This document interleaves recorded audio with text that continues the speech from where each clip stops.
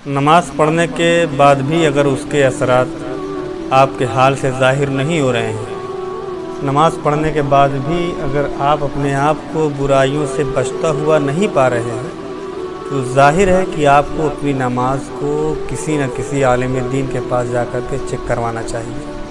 क्योंकि नमाज के लिए वादा है कि बेशक नमाज बेहयाई और बुरी बात से रोकती है। ये वादा है कुरान मजीद में अल्लाह तबारक तआला ने इरशाद फरमाया।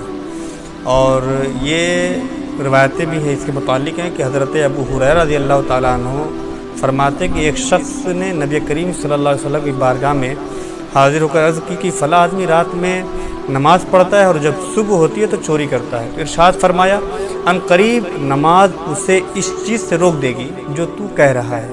यानी नमाज अगर आप पाबंदी से पढ़ेंगे तो अल्लाह के रसूल फरमा रहे हैं कि अगर वो नमाज़ पढ़ता रहेगा तो इंशाअल्लाह वो चोरी से एक दिन बाज आ जाएगा।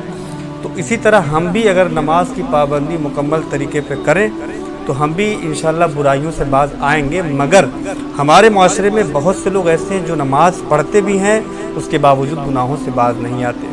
ग़ीबत भी करते हैं, चुगली भी करते हैं, बदनिगाही भी करते हैं, झूठ बोलते हैं। तो मतलब इतने बड़े बड़े गुनाह के मतलब वो मुर्तकिब होते हैं, उसके बावजूद नमाज पढ़ने के बावजूद ये गुनाह उनसे छूट नहीं पा रहे हैं। तो अब इसका क्या मसला है? तो इसके मुतालिक उलमा फरमाते हैं कि वो नमाज को जो उसके अरकान व शराइत हैं उस तरीके पे नमाज को नहीं पढ़ता जिस तरीके से नमाज पढ़ने का हक़ है। हज़रत हसन बसरी रहमतुल्लाह अलैह ने इरशाद फरमाया कि जिस शख्स को नमाज बेहयाई और बुरी बातों से ना रोके तो वो नमाज ही नहीं है।